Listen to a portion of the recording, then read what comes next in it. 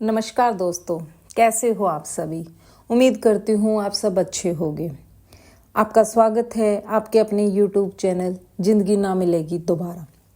तो चलिए शुरुआत करते हैं एक और रोचक कहानी से।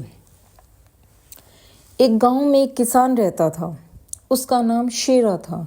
शेरा शेर जैसा ही भयंकर और अभिमानी था। थोड़ी थोड़ी सी बात पर बिगड़ जाता और लड़ाई कर लेता था। गांव के लोगों से वह कभी भी सीधे मुंह बात नहीं करता था और ना ही वो किसी के घर जाता था और ना ही किसी को अपने घर आने देता था।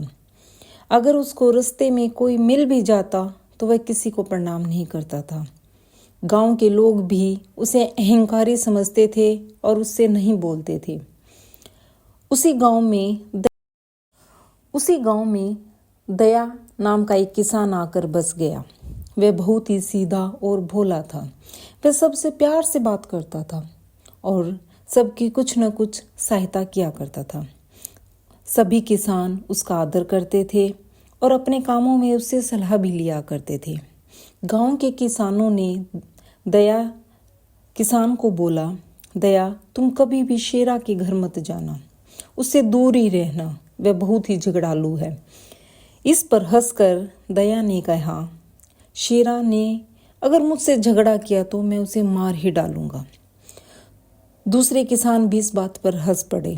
वो जानते थे कि दया तो बहुत ही दयालु है।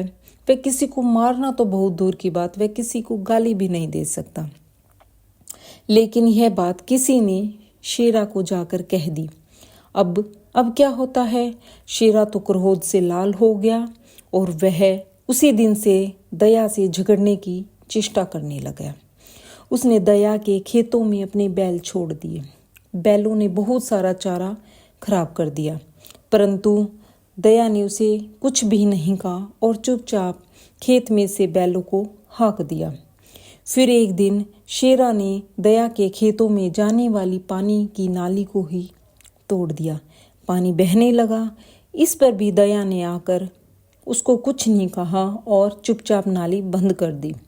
इस प्रकार शेरा बार बार दया से झगड़ने के लिए बहाने ढूंढता, परंतु दया ने उसको एक बार भी झगड़ने का अवसर नहीं दिया। एक दिन दया के घर में उसके किसी संबंधी ने लखनऊ के मीठे खरबूजे भेजे, तो दया ने सभी किसानों के घर एक एक खरबूजा भेजा। लेकिन शेरा ने उसका खरबूजा यह कहकर लौटा दिया कि मैं भिखारी नहीं हूँ, मुझे किसी का दान नहीं लेना। तो चलो कोई बात नहीं। कुछ दिनों के बाद बरसात आई। शेरा एक गाड़ी में अनाज भरकर दूसरे गांव से आ रहा था। रास्ते में एक नाले के कीचड़ में उसकी गाड़ी फंस गई और शेरा के बैल दुबले थे, वो गाड़ी को कीचड़ में से निकाल नहीं सके। जब गांव में इस बात की खबर पहुंची तो सब लोग बोले, शेरा बड़ा ही दुष्ट है, उसे रात भर नाले में पड़ा रहने दो। लेकिन दया ने अपने बलवान बैल पकड़े और नाले की तरफ चल पड़ा।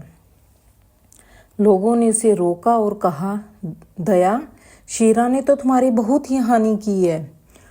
तुमसे झगड़ा करने के लिए कितनी बार तुम्हें कुछ ना कुछ उसने बोला है और आज तुम उसी की सहायता के लिए जा रहे हो। तुम तो कहते थे कि अगर वह मुझसे लड़ेगा तो मैं उसको मार ही डालूंगा, फिर आज तुम उसकी सहायता करने क्यों जा रहे हो। इस पर दया ने बोला, मैं आज सचमुच उसे मार डालूंगा और तुम लोग सवेरे उसे देख लेना। जब शेरा ने दया को अपने बैल लेकर आते देखा तो शेरा गर्व से बोला, तुम अपने बैल लेकर लौट जाओ, मुझे किसी की सहायता नहीं चाहिए। पर इस पर दया ने जवाब दिया, तुम्हारे मन में आवे तो गाली दो, मन में आवे तो मुझे मारो, पर इसमें तुम संकट में हो, तुम्हारी गाड़ी फंसी हुई है और रात होने वाली है और मैं तुम्हारी कोई बात नहीं मानूंगा। दया ने शेरा के बैलों को खोलकर अपने बैलगाड़ी में जोड़ दिए और उसके बलवान बैलों ने गाड़ी को खींचकर नाले से बाहर कर दिया। शेरा अपनी गाड़ी लेकर घर चला गया। अब उसका दुष्ट स्वभाव उसी दिन से बदल गया। अब वो कहता है सभी को कि दया ने सचमुच अपने उपकार से मुझे मार ही डाला। अब मैं वह अहंकारी शेरा नहीं रहा, अब वह सबसे प्यार और प्रेम से व्यवहार करने लगा।